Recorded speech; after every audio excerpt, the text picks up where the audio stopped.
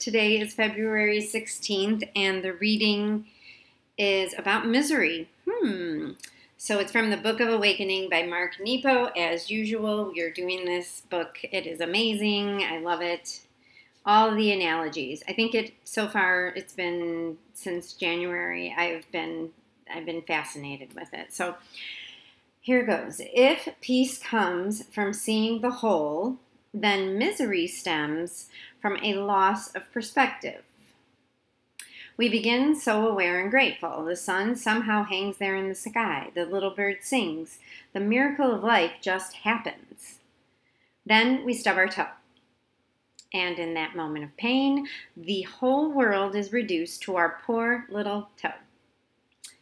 Now, for a day or two, it is difficult to walk. With every step, we are reminded of our poor little toe. Our vigilance becomes, which defines our day. The pinch we feel in walking on a bruised toe, or the miracle still happening. It is the giving over to smallness that opens us to misery. In truth, we begin taking nothing for granted. Grateful that we have enough to eat, that we are well enough to eat, but somehow, through the living of our days, our focus narrows like a camera that shutters down, cropping out the horizon, and one day we're miffed at the diner because the eggs are runny or the hash isn't seasoned the way we like it. When we narrow our focus, the problem seems everything. We forget when we were lonely, dreaming of a partner. We forget first beholding the beauty of another. We forget the comfort of first being seen and held and heard. When our view shuts down, we're up in the night, annoyed by the way our lover pulls the covers or leaves the dishes in the sink without soaking them. In actuality, misery is a moment of suffering allowed to become everything. So when feeling miserable, we must look wider than what hurts. We must look wider than what hurts. When feeling a splinter, we must, while trying to remove it, remember there is a body that is not a splinter. We must, while trying to remove it, remember, and a spirit that is not a splinter, and a world that is not a splinter. The activities are breathe steadily and focus on one thing that is annoying or paining you. It might be how your car is running, or how your relationship is running, or how your sleep was disturbed by the noise of strangers.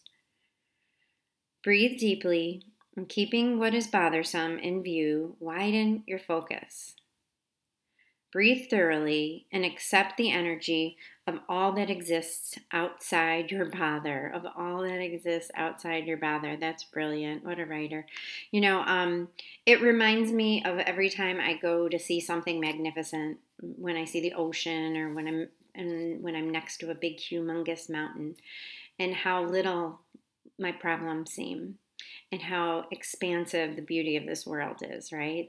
That really puts me into place. And it's funny because we've been talking a lot on my podcast. We've been talking about humility and some of the principles of the program, and it makes me feel so humble. I'm humbled by the magnificence of things, and I'm humbled by my gratitude for people that are there for me, for the gifts that I have been given, for the gifts that I'm able to give, for the ability to just wake up and, quite honestly, not have a hangover. and to live a life that is full and free. And there are bumps in the road. Don't get me wrong. It is not beautiful. I do have moments of misery. Stubbing my toe is not fun. But I get it.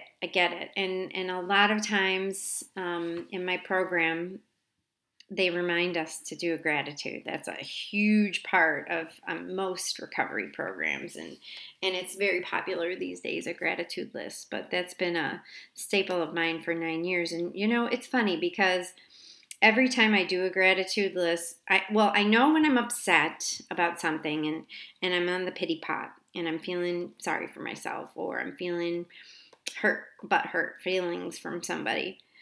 If I go into to talk about it. 9 times out of 10, my friends in the program will tell me to do a gratitude list. And sometimes I do it begrudgingly, and I may not feel it right then and there. I may not feel the relief of the gratitude for the bigger picture of my life. But it doesn't take much longer for that to sink in and for that to show itself to me. So I encourage you to have a gratitude list, 3 things a day. What I do is I have a group of friends that we text each other every night, and we put 3 or 4 things that we're grateful for. And it's amazing practice. It's kind of for your heart, like working out is, for your like joyful, peaceful soul. Doing a gratitude list is like working out is to me. So I encourage you to do it. If you do it, put a little message in there, subscribe, find me. I'm VickiRue.com. I'm so grateful you're here. Thank you so much, and have a beautiful, beautiful day. Namaste.